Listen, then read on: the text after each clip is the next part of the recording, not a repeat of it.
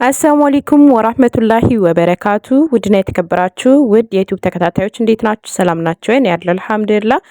ሰላማችሁ በያላችሁበት ይብዛልኝ ያልኩኝ ዛሬ እንግዲህ መግቢያ ላይ እንዳያችሁት አንድ እህታችን በጋዝ ምክንያት ህይወቷን አጣለች። አልፋም ተርፋ ደግሞ የእናቷም ህይወት አልፏል አሉ።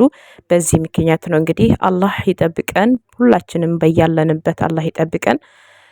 በተቻለን አቅም ደግሞ እህቶቼ መጪው ረመዳን ነው፣ ራሳችንን ልንጠብቅ ከዘይት ከብዙ ነገሮች ራሳችንን ንክኪ ስለምናደርግ የበለጠ ደግሞ ጥንቃቄ ልናደርግ ይገባልና ይሄን ቪዲዮ ሼር አድርጉልኝ ፕሊዝ። ሼር ማድረግ የምትችሉ ሁላችሁም ሼር አድርጉልኝ። እኔ ከገባሁኝ ቆይቻለሁኝ። ዩቲዩብ በጣም እንትን ብሏልና ዩቲዩብ ቀዝቅዟል። ሼር እያደረጋችሁ ላይክ እያደረጋችሁ አበረታቱኝ እና አላህ በሰላም ለሀገራችን ሙሉ ሰውነት ሙሉ አካል ይዘን እንደወጣን አላህ በሰላም ያሰብነው አሳክቶ ለሀገራችን ያብቃን።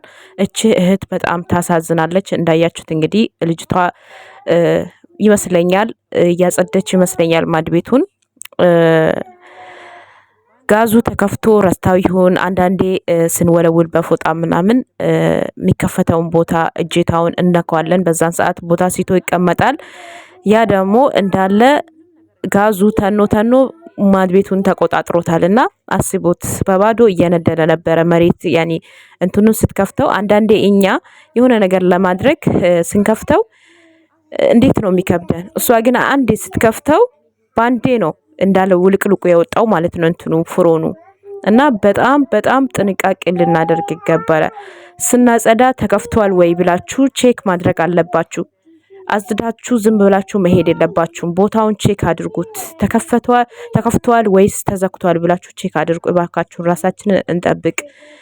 ለሀገራችን በሰላም ያብቃን። እሰራለሁ፣ ለወጣለሁ፣ ቤተሰቦችን ለወጣለሁ ብላ ነበር ልክ እንደኛ ከሀገሯ ያወጣችው። ነገር ግን በአንድ ሰከንድ በአንድ ደቂቃ ህይወቷ አታለች እና እባካችሁን ቼክ አድርጉ። ቀላል ነገር እኮ ነው፣ ግን በቀላሉ ነገር የራሳችን የጥንቃቄ ጉድለት ህይወታችን ያልፋልና እባካችሁን የምር በጣም ነው ያሳዘነችኝ። አስቡት እቺ ልጅ በቃ ምን ልበላችሁ እኔ እንጃ። ብቻ ለቤተሰቦቿ አላህ ትልቁን ሰብር ይስጣቸው።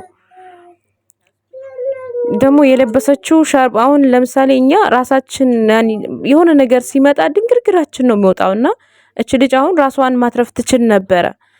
ሻርቧን አውሊቃ ማውረድ ትችል ነበር፣ ግን አላደረገችውም። ገብቶቿ አንዳንዴ አይሮፕላን ላይ ጥንቃቄ አድርጉ፣ አይሮፕላኑ ቢወርድ ቢሰበር እንትን አድርጉ፣ ይሄንን ነገር ጥንቃቄ ይሰጣሉ ገና ከመግቢያው ማለት ነው። ያ ነገር ሲከሰት እናደርጓለን ብላችሁ ጠይቃችኋል? እኔ ሁሌ ራሴን እጠይቃለሁኝ ይሄን ነገር። እኔ አሁን አይሮፕላኑ አደጋ ቢደርስበት ይሄን ነገር አደርጋለሁ ብዬ ሁሌ ይገረማለሁኝ። አላደርገውም፣ በዛን ሰዓት አላደርግም። እና እቺ ልጅ ሻርቧን ማውለቅ ትችል ነበር፣ ግን አላወለቀችውም። መጀመሪያ የያዘው ሻርቧን ነው። ሻርቧን ወርውራ ብትወጣ ኖሮ ትተርፍ ነበረ፣ ግን አልሆነም። በቃ ድንግርግሯ ወጥቷል። ይዛው ነው ሻርቧንም ይዛው ነው የሮጠችው። እና ጸጉሯ አለ አስቡት። የሴት ጸጉር እንግዲህ ድሮም በራሱ የተቀጣጠለ ነው። እንግዲህ እሳት አግኝቶ ደግሞ አስቡትና ብቻ ከባድ ነው። አላህ እንግዲህ አጀላችን ካደረገው ምንም ብናደርግ ምንም ለኛ ያለት ቀናችን ከደረሰች ሰበብያ ነው። እንግዲህ ግን ሰበብያችንን ደግሞ አለመድረስ አለብን። እባካችሁ ራሳችሁን ጠብቁ። ካውያ መጥፋቱን እንዲሁም ደግሞ ጋዝ መጥፋቱን ቼክ አድርጉ። ተመላልሳችሁ ቼክ አድርጉ። ካጸዳችሁ በኋላ ደግሞ ከጨረሳችሁም ሳይሆን ቦታውን ፍሮኑን ካጸዳችሁት ጋዝ ተከፍቷል ወይ አልተከፈተም ተዘግቷል ወይ ብላችሁ ቼክ አድርጉ።